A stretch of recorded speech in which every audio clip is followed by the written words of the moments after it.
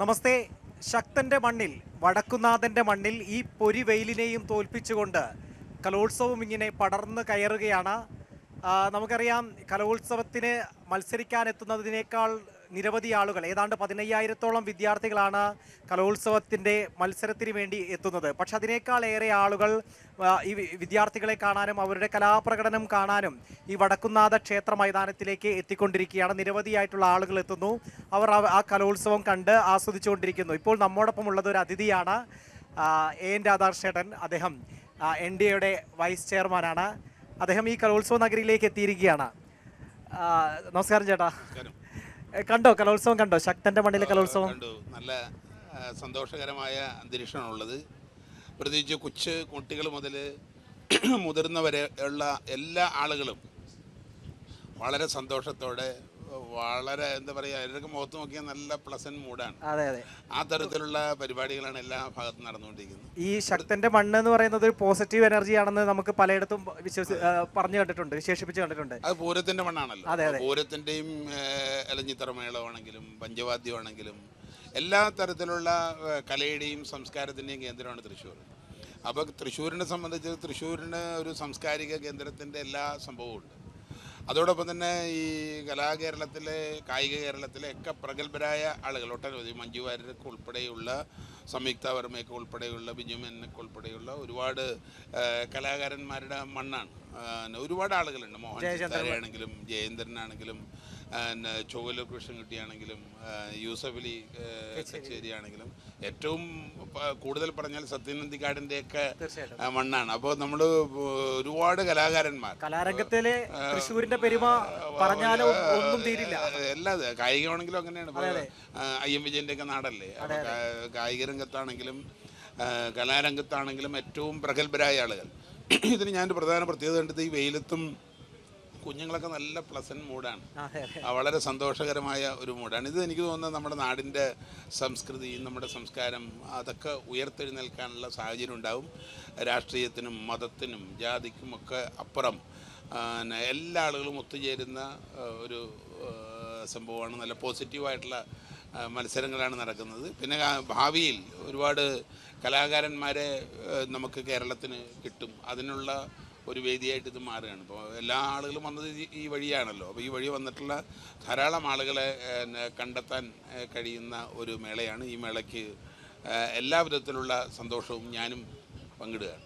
തീർച്ചയായിട്ടും. അതുപോലെ തന്നെ കേരളം ഇപ്പോൾ ഒരു തദ്ദേശ തെരഞ്ഞെടുപ്പിൻ്റെ വലിയൊരു ഉത്സവം കണ്ടു കഴിഞ്ഞു. നമ്മൾ ഒരു ഉത്സവം തന്നെയാണ്, ജനാധിപത്യത്തിൻ്റെ ഉത്സവമാണല്ലോ തെരഞ്ഞെടുപ്പ്. അത് കഴിഞ്ഞൊന്ന് ശ്വാസം വിടുന്നതിന് മുൻപ് ഇതാ കലോത്സവം കൂടി എത്തിയിരിക്കുന്നു. ഒരു മനുഷ്യനെ രൂപപ്പെടുത്തുന്നത്, നല്ലൊരു വ്യക്തിയെ രൂപപ്പെടുത്തുന്നത്, അതിൻ്റെ ഒരു ഭാഗമാകുന്നത് കലയും രാഷ്ട്രീയവും എല്ലാം അതിൽ രൂപപ്പെടുത്തുന്ന ഒന്നാണ്. അത് രണ്ടിനെയും വേർതിരിച്ചെടുക്കാൻ കഴിയില്ല. നല്ലൊരു ഉത്തമനായിട്ടുള്ള സാമൂഹ്യ പ്രതിബദ്ധതയുള്ളൊരു പൗരനാവണമെങ്കിൽ ഒരു കലയോടും രാഷ്ട്രീയത്തോടും ഒരു ബന്ധമുണ്ടാവണം. എങ്ങനെയാണ് ഈ കലോത്സവം അത്തരത്തിൽ എത്രത്തോളം യുവജനങ്ങളെ ഒക്കെ അത്തരത്തിലൊരു മാറ്റത്തിലേക്ക് കൊണ്ടുവരുന്നത് എങ്ങനെയാണെന്നാണ് കരുതുന്നത്? അല്ല, പൊതുവേ നമ്മുടെ കല നമ്മുടെ ജീവിതമായിട്ട് ഇങ്ങനെ ഇഴുകിച്ചേർന്ന് നിൽക്കുന്നത് എല്ലാ വിഭാഗത്തിലെ ആളുകൾ, വളരെ എന്താ പറയുക, വളരെ ക്രൂരന്മാരായ ആളുകൾ പോലും കലാകാരന്മാരുടെ മുമ്പിൽ നമിക്കുകയാണ്. അപ്പോൾ കല എന്ന് പറഞ്ഞാൽ നമ്മുടെ എല്ലാവരെയും പാട്ട് കേൾക്കാത്തവരാരാ ഉള്ളത്? യേശുദാസിൻ്റെ പാട്ട് കേൾക്കാത്തവരാ? ഭഗവാൻ പോലും ഉറങ്ങുന്നത് ഹരിവരാസനം പാടിയിട്ടാണ്, കേട്ടിട്ടാണ്. അപ്പോൾ പാട്ട്, സംഗീതം, കല, ഡാൻസ് എന്നൊക്കെ പറയുന്ന സമയത്ത് നമുക്ക് എല്ലാ ആളുകളും, എല്ലാ വിഭാഗത്തിൽപ്പെട്ട ആളുകളും അതിൻ്റെ ഭാഗവാക്കാണ്. നേരത്തെ പറഞ്ഞാൽ ഇപ്പോൾ തദ്ദേശ സ്വയംഭരണ സ്ഥാപനങ്ങളിലേക്കുള്ള തെരഞ്ഞെടുപ്പ് അതൊരു ഉത്സവമാണ്. അതിൽ രാഷ്ട്രീയത്തിനപ്പുറത്ത് ആയിരക്കണക്കിന് ആളുകൾ, ഞാൻ മനസ്സിലാക്കുന്നതനുസരിച്ച് ഏതാണ്ട് 2-3 ലക്ഷം ആളുകൾ സ്ഥാനാർത്ഥികളായിട്ട് മത്സരിക്കും. അപ്പോൾ ഗ്രാമങ്ങളിൽ ഉത്സവമാണ്. അപ്പോൾ ഗ്രാമങ്ങളിൽ ചെറിയ ചെറിയ സൗന്ദര്യപ്പണക്കൊക്കെ ഉണ്ടെങ്കിലും അതൊരു ഉത്സവമാണ്.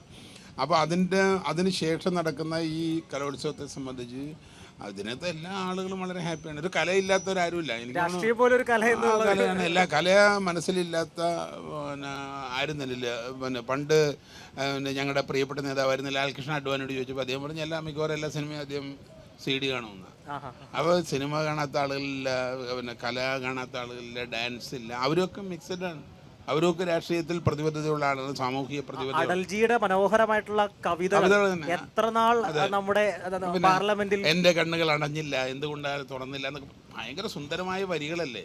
നമ്മൾ പാർലമെന്റ് നമ്മൾ ഇവിടെ മരിച്ചു മണ്ണടിഞ്ഞാലും നമ്മുടെ ചിതാഭസ്മം ഗംഗയിൽ വന്ന് പതിക്കുമെന്ന് പറയുന്ന മനോഹരമായിട്ടുള്ള വരികൾ ഈ അത് നമ്മുടെ പാർലമെന്റും പലപ്പോഴും വളരെ പ്രഗത്ഭരായ വാഗ്മി ശശി തരൂര് നല്ല വാഗ്മിയല്ലേ. അപ്പോൾ ഭയങ്കര വലിയ വാഗ്മികൾ, ചിന്തകന്മാർ, കലാകാരന്മാർ, സാഹിത്യകാരന്മാർ അവരെല്ലാം രാഷ്ട്രീയത്തിലുണ്ട്, എല്ലാത്തിലും ഇങ്ങനെ മിക്സ് ചെയ്ത്. പിന്നെ തൃശ്ശൂരിൻ്റെ മണ്ണിന്, ഈ തേക്കിൻകാടിൻ്റെ മണ്ണിന് ഇതിൻ്റെ ഒരു ഭൂപ്രകൃതി തന്നെ അങ്ങനെയാണ്. ഇതിൻ്റെ ഇതുപോലത്തെ ഇത്രയും പോസിറ്റീവ് എനർജിയുള്ള ഒരു ഭൂപ്രകൃതി, ഇതിൻ്റെ ട്രാഫിക് സംവിധാനം നോക്കിയാലും വെൽ ഓർഗനൈസ്ഡ് ടൗൺ അത് അങ്ങനെ ആയതാണിത്. അപ്പോൾ ശക്തൻ്റെ മണ്ണ് എന്ന് പറഞ്ഞാൽ ആ രീതിയിലാണ് ഇത്. പൂരം കഴിഞ്ഞാൽ ആളുകൾ അടുത്ത് ഇതിലേക്ക് കാത്തു സത്യത്തിൽ ഈ വടക്കുന്നാഥനിൽ നിന്ന് ഈ നഗരങ്ങ ഇറങ്ങി ഒഴുകി ഇറങ്ങുവാണ് അല്ലേ? ഇറങ്ങുകയാണ്. പിന്നെ മാത്രമല്ല ഗ്രാമങ്ങളിലേക്ക് ഇതിൻ്റെ സംവിധാനങ്ങൾ മുഴുവൻ മുന്നോട്ട് പോകും. അത് കലയാണെങ്കിൽ മുന്നോട്ട് ഇപ്പോൾ നാടൻപാട്ടിൻ്റെ മണ്ണാണല്ലോ ഇത്.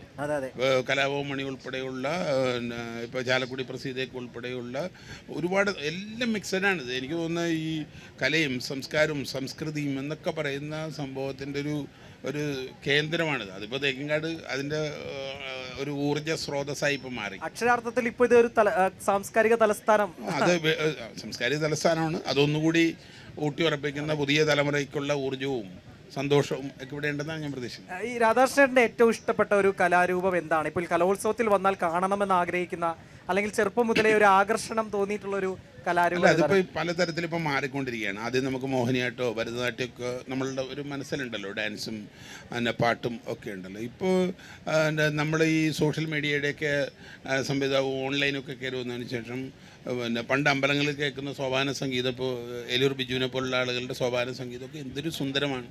ഇപ്പോൾ നമ്മുടെ ഗോവിന്ദം ഭജൻസിൻ്റെ ഭജനകൾ, അപ്പോൾ പുതിയ സാധാരണ പാട്ട്, സിനിമാ പാട്ടുകൾ, മറ്റ് കലകളൊക്കെ ഉണ്ടല്ലോ, അത് മിക്സഡാണ് പലപ്പോഴും. ഈ ക്ഷേത്രങ്ങളുടെ കല, ഇപ്പോൾ തെയ്യം എന്ന് ഭയങ്കര കലയല്ലേ. അങ്ങനെ അത് ഒരു മിക്സ് ചെയ്ത സംഭവമാണ് പലപ്പോഴും വന്നുകൊണ്ട്. അപ്പോൾ നമ്മളെ സംബന്ധിച്ചിടത്തോളം നമുക്കിത് ഓരോന്നും സന്തോഷം, ഓരോ പുതിയ അറിവുകളാണ്. ഇപ്പോൾ പുതിയ തലമുറ ഞാൻ മനസ്സിലാക്കുന്നത് പഴയ തലമുറയേക്കാൾ കുറച്ചും കൂടി മുന്നോട്ട് വരികയാണ്. അപ്പോൾ അവർ ഇതിനകത്തൊക്കെ നല്ലോണം ലയിക്കുന്നുണ്ട്. എല്ലാ ആളുകളും നല്ലോണം ലയിച്ച് സാധാരണക്കാരായ ആളുകൾ ഉൾപ്പെടെ ഇതിലുണ്ട്. മാത്രമല്ല രാഷ്ട്രീയ, അതായത് ഇപ്പോൾ സാധാരണ എല്ലാവർക്കും ഈ ഗ്ലാമർ ഇനങ്ങളിൽ മത്സരിക്കാൻ, അതിൽ പങ്കെടുക്കാനൊക്കെ ഭയങ്കര ഇഷ്ടമായിരിക്കും. കാരണം കുട്ടികൾക്ക് അണിയാനും അണിഞ്ഞൊരുങ്ങാനൊക്കെ ഇഷ്ടം. പക്ഷെ ഇത്തവണ എന്ന് പറയുന്നത് ഇത് 2ാം തവണയാണ് ഗോത്ര കലാരൂപങ്ങൾ പങ്കെടുത്തത്. അതായത് മലപുലയാട്ടം, അതുപോലെ തന്നെ നമ്മുടെ പൊതുവെ ഞാൻ പറഞ്ഞില്ലേ, ഓൺലൈനിലൊക്കെ വന്നതിന് ശേഷമാണ് ഇതിന്റെ ആകർഷണീയതയും അതിന്റെ കലയും ജനങ്ങൾ മനസ്സിലാക്കുക. അപ്പോഴാണ് അതിന്റെ വേറെ തലങ്ങളിലേക്ക് പോവുകയാണ്. ഇപ്പോൾ പണ്ട് നാടൻപാട്ടാരാ കേട്ടിരുന്നു. ഇപ്പോൾ നാടൻപാട്ട് എനിക്ക് തോന്നുന്നു ശാസ്ത്രീയ സംഗീതത്തോടൊപ്പം തന്നെ ഒരു ഭാഗത്ത് നിൽക്കുമ്പോൾ തന്നെ നാടൻപാട്ട് ഒരുപാട് പേര് എല്ലാവരും ആസ്വദിക്കുന്നുണ്ട്. പിന്നെ ഇത് നമ്മുടെ ആരോഗ്യമായിട്ടൊക്കെ ബന്ധപ്പെട്ട് നിൽക്കുന്നുണ്ട്. ഇപ്പോൾ പാട്ടും ആരോഗ്യവും അതേപോലെ യോഗയും എല്ലാം കണക്റ്റഡ് ആണല്ലോ.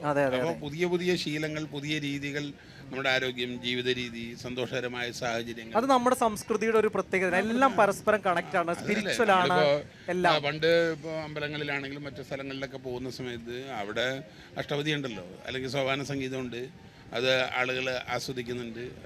അങ്ങനെ പോകുന്നുണ്ട്. എല്ലാ മതവിഭാഗത്തിനും അത്തരത്തിലുള്ള ഈ ക്രൈസ്തവ സഭകളൊക്കെ കൊണ്ട് പിന്നെ ചെല്ലാനം ഇതുപോലുള്ള സ്ഥലത്ത് ചവിട്ട് നാടകങ്ങളുണ്ട്, പിന്നെ തിരുവാതിരകളി ഉണ്ട്, ഇപ്പോൾ കൈകൊട്ടിക്കളിയുണ്ട്. അതൊക്കെ ഒരു വലിയ ഓരോ രീതിയിലുള്ള പിന്നെ കലകളല്ലേ. നല്ല രസകരമായ രീതിയിൽ അതങ്ങനെ മുന്നോട്ട് പോവുകയല്ലേ.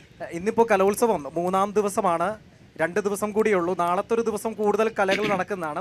അവസാന ദിവസം വിരലിലുണ്ടാവുന്ന കലാരൂപങ്ങൾ മാത്രമേ ഉണ്ടാവുള്ളൂ, മത്സരങ്ങൾ മാത്രമേ ഉണ്ടാവുള്ളൂ.